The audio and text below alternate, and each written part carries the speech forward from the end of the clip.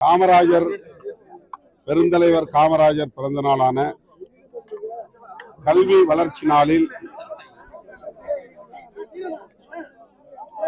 கல்வி அனைத்தும் கட்டணமில்லாமல் வழங்கப்பெற வேண்டும் என்கிற கோரிக்கையை வழக்கம் போல் மீண்டும் வலியுறுத்த விரும்புகிறேன். இலவசமாக கல்வி மட்டுமே வழங்கப்பட வேண்டும் என்பதை நீண்ட காலமாக விடுதலை சிறுத்தைகள் கட்சியின் சார்பில் வலியுறுத்துகிறோம். அதேபோல மருத்துவம் எளிய மக்களுக்கும் கிடைக்கும் வகையில் மேலும் அதனை மலிவுபடுத்த வேண்டும் என்று வலியுறுத்துகிறோம். பெருந்தலைவர் காமராஜர் 3 கிலோமீட்டருக்கு ஒரு ஆரம்ப பள்ளி என்று அவருடைய ஆட்சி காலத்தில் தமிழ்நாடு முழுவதும் பள்ளி கட்டிடங்கள் அமைக்கப்பெற்றன. அதனால் இன்றைக்கு இந்திய அளவிலேயே தமிழ்நாடு கல்வியில் மேம்பட்ட ஒரு மாநிலமாக வளர்ச்சி அடைந்திருக்கிறது. பிற மாநிலங்களால் போற்றப்படக்கூடிய அளவுக்கு கல்வி தரம் தமிழகத்தில் வளர்ச்சி அடைவதற்கு பெருந்தலைவர் காமராஜர் வித்திட்டார் என்பதை நன்றி பெருக்கோடு இந்த நாளில் நினைவு கூர்ந்து அந்த மகத்தான தலைவருக்கு எமது செம்மாந்த வீர வணக்கத்தை செலுத்துகிறோம். மேகதாது அணை விவகாரத்தில் தமிழ்நாடு அரசு நிலைப்பாடு எப்படி இருக்கு, அதை பற்றி நீங்க என்ன நினைக்கிறீங்க? இன்னைக்கு கூட டி.கே. சிவகுமார் வந்து லெட்டர் எழுதியிருக்காரு. நம்முடைய அனைவரின் நிலைப்பாடுதான், உணர்வுதான் அரசின் நிலைப்பாடாக உணர்வாக இருக்கிறது என்பதிலே யாருக்கும் மாற்று கருத்தில்லை. தமிழ்நாட்டு நலன்களை பாதுகாப்பதில் புதிதாக ஆட்சி பொறுப்பேற்றிருக்கிற தாவேக அரசும் உறுதியாக இருக்கிறது என்று நம்புகிறோம். தமிழ்நாடு உணர்வுகளை மீறி கர்நாடகாவில் அந்த அணை கட்டுவதற்கு வாய்ப்பில்லை. இந்திய ஒன்றிய அரசும் அவ்வாறு ஒரு சார்பு நிலை எடுக்காது என்று நான் பெரிதும் நம்புகிறேன்.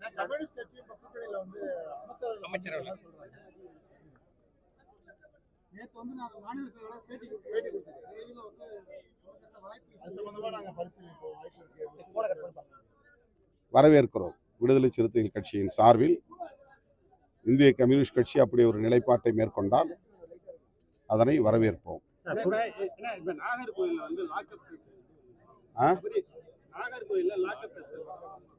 நாகர்கோவிலில் நடந்திருக்கிற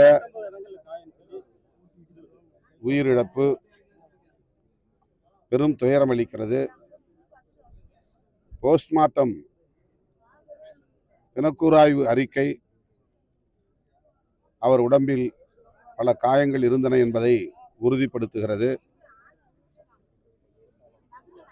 இது மிகுந்த அதிர்ச்சி அளிக்கிறது. காவல் நிலையங்களில், சிறை கொட்டடிகளில் விசாரணை கைதிகளாக அல்லது குற்றம் சாட்டப்பட்டவர்களாக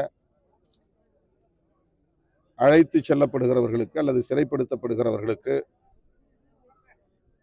பாதுகாப்பு அளிக்க வேண்டிய பொறுப்பு நீதித்துறைக்கும் சிறைத்துறைக்கும் காவல்துறைக்கும் உள்ளது. ஆனால் அவ்வப்போது இதுபோல அத்துமீறல்கள், படுகொலைகள் அரங்கேறுவது மிகுந்த அச்சத்தை ஏற்படுத்துகிறது. சபரிவர்மனுடைய சாவுக்கு காரணமானவர்கள் யாராக இருந்தாலும் அவர்கள் மீது அரசு கடும் நடவடிக்கை எடுக்க வேண்டும் என்று வலியுறுத்துகிறோம். வரக்கூடிய குளிர்கால கூட்டத்தொடரில் வந்து தொகுதி மறுவரை மற்றும் மகளிர் இடஒதுக்கீடு மசோதா நிறைவேறும் அப்படின்னு பிஜேபி சொல்லிட்டாங்க. கடந்த முறை அவர்கள் மேற்கொண்ட முயற்சி முறியடிக்கப்பட்டது. அனைத்து எதிர்க்கட்சிகளும் ஒருங்கிணைந்து நின்று கடுமையாக எதிர்த்ததன் விளைவாக அப்போது அது நிறைவேற்றப்படாமல் தடுக்கப்பட்டது. இந்த டீலிமிட்டேஷன் மசோதாவை இந்த முறையும் அவர்கள் அறிமுகப்படுத்துவார்களேயானால் அதனை நிறைவேற்ற விடாமல் தடுக்க வேண்டிய பொறுப்பு எதிர்க்கட்சிகள் அனைத்துக்கும் உள்ளது. தமிழ்நாட்டில் இந்தியா கூட்டணியில் உள்ள கட்சிகள் திராவிட முன்னேற்ற கழகம் உட்பட இந்த டீலிமிட்டேஷன் மசோதாவை ஏற்க மாட்டார்கள், கடுமையாக எதிர்ப்பார்கள் என்று நான் நம்புகிறேன். இந்த முறையும் அது முறியடிக்கப்படும் என்றும் நம்புகிறேன். இந்தியன் எக்ஸ்பிரஸ்ல வந்து ஆபரேஷன் எல் அப்படிங்கிற ஒரு கட்டுரை வந்து அதுல என்ன சொல்றாங்கன்னா, அதாவது ஏடிஎம்கேவை சேர்ந்த மேலும் 10 எம்எல்ஏக்கள் வந்து பொறி பரப்புல வரப்போறதா ஒரு ஆகஸ்ட் 15 தேதி இது நடைபெறும் அப்படிங்கிற மாதிரி ஒரு கட்டுரை வந்திருக்கு. அதை பத்தி என்ன அந்த கட்டுரையை நான் படிக்கவில்லை, படித்துதான் அது பற்றி நான் கருத்து சொல்ல முடியும். ஆனாலும் கூட தேர்தலுக்கு பிறகு தொடர்ந்து மாறி மாறி சட்டமன்ற உறுப்பினர்கள் விலை பேசப்படுகிறார்கள் அல்லது விலைக்கு வாங்கப்படுகிறார்கள் என்கிற குற்றச்சாட்டு எழுந்துள்ளது. இது ஜனநாயகத்திற்கு உகந்ததல்ல என்பதை தொடக்கத்திலிருந்தே விடுதலை சிறுத்தைகள் கட்சி சுட்டிக்காட்டி வருகிறது. தாவேக்காவிலிருந்தும் சிலரை அப்படி விலை கொடுத்து வாங்குவதற்கு முயற்சி நடக்கிறது என்கிற குற்றச்சாட்டு எழுந்து இளையராஜா என்கிற சட்டமன்ற உறுப்பினர், இன்னும் ஒரு உறுப்பினர் 2 பேர் புகார் அளித்திருக்கிறார்கள். அதேபோல தாவேக்கா மீது திமுக, அதிமுக குற்றம் சாட்டி ஆளுநருக்கு மனு அளித்துள்ளனர். ஆக இந்த போக்கு ஜனநாயகத்திற்கு தீங்கு விளைவிப்பதாக இருக்கும் என்பதை மீண்டும் விடுதலை சிறுத்தைகள் கட்சி சுட்டிக்காட்டுகிறது. பிஜேபியால் அதிமுகவிற்கு ஆபத்து அப்படின்னு இந்த அம்மாலாம் சொல்லிட்டு வரீங்க. அந்த ஆபத்து இப்போ வந்து தாவேக்காவில் ஏற்பட்டிருக்காங்க. அதிமுக தமிழ்நாட்டில் இருதுருவ அரசியலை நிலைநாட்ட வேண்டும் என்ற முனைப்பு தாவேக்காவுக்கு இருக்கிறது. திராவிட கட்சிகளை ஒரே நேரத்தில் பலவீனப்படுத்த வேண்டும், அதிமுகவை முற்றாக அழித்தொழிக்க வேண்டும் என்று பாஜக, RSS நீண்ட காலமாகவே செயல்பட்டு வருகிறது. அதிமுகவை குறிவைத்துதான் அண்ணாமலையும் காய் நகர்த்துகிறார் அல்லது அண்ணாமலையை நகர்த்தி இருக்கிறார்கள்.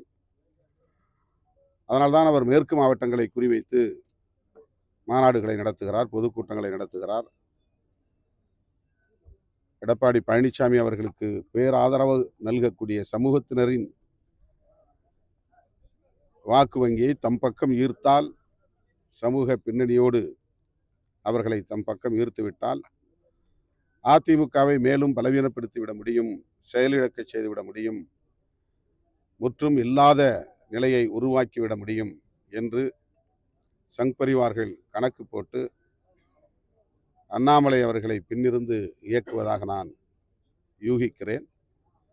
ஆக மொத்தத்தில் முதலில் அதிமுகவை குறிவைத்து பலவீனப்படுத்துவது, திமுகவை தாவேக்காவிலிருந்தும் சிலரை அப்படி விலை கொடுத்து வாங்குவதற்கு முயற்சி நடக்கிறது என்கிற குற்றச்சாட்டு எழுந்து இளையராஜா என்கிற சட்டமன்ற உறுப்பினர், இன்னும் ஒரு உறுப்பினர் 2 பேர் புகார் அளித்திருக்கிறார்கள். அதேபோல தாவேக்கா மீது திமுக, அதிமுக குற்றம் சாட்டி ஆளுநருக்கு மனு அளித்துள்ளனர்.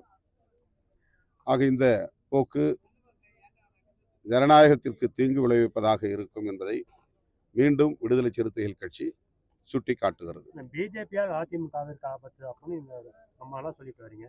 அந்த ஆபத்து இப்போ வந்து தாவேக்காவில் ஏற்பட்டிருக்காங்க. அதிமுக தமிழ்நாட்டில் இருதுருவ அரசியலை நிலைநாட்ட வேண்டும் என்ற முனைப்பு தாவேக்காவுக்கு இருக்கிறது.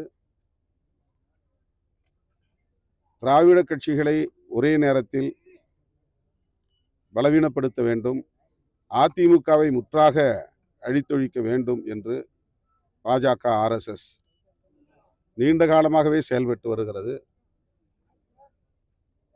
அதிமுகவை குறிவைத்துதான் அண்ணாமலையும் காய் நகர்த்துகிறார் அல்லது அண்ணாமலையை நகர்த்தி இருக்கிறார்கள். அதனால்தான் அவர் மேற்கு மாவட்டங்களை குறிவைத்து மாநாடுகளை நடத்துகிறார், பொதுக்கூட்டங்களை நடத்துகிறார். எடப்பாடி பழனிசாமி அவர்களுக்கு பேராதரவு நல்கக்கூடிய சமூகத்தினரின்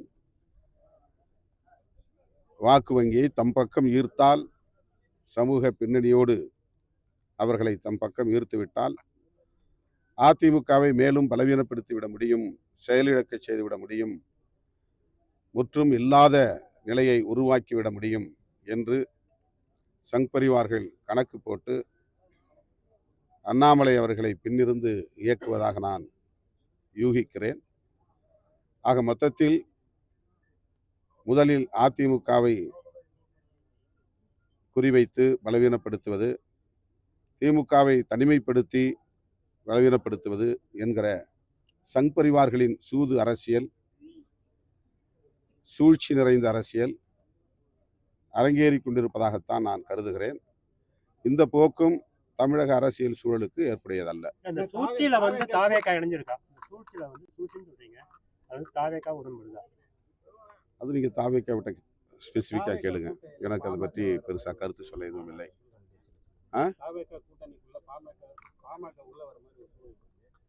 இது தொடர்ந்து யூகமா சொல்லிக்கிட்டே இருக்கிறீங்க. அது நானும் யூகமாக பதில் சொல்ல முடியும். அது விடுங்க. சேலம் அருகே உதயத்தூர் என்னும் கிராமத்தில் நிறுவப்பட்டிருந்த புரட்சியாளர் அம்பேத்கரின் திருவுருவச் சிலை மாவட்ட ஆட்சியருடைய அனுமதியோடு தான் மூடப்பட்டிருந்த சிலை திறக்கப்பட்டது. ஆனால் அதை மூடுவதற்கு ஏற்ப ஒரு கலவரச் சூழலை ஏற்படுத்தியதில் காவல்துறையை சார்ந்த சிலருக்கும் தொடர்பு இருப்பதாக இப்போது தகவல்கள் வெளியாகி சமூக ஊடகங்களில் வெகுவாக பேசப்படுகிறது.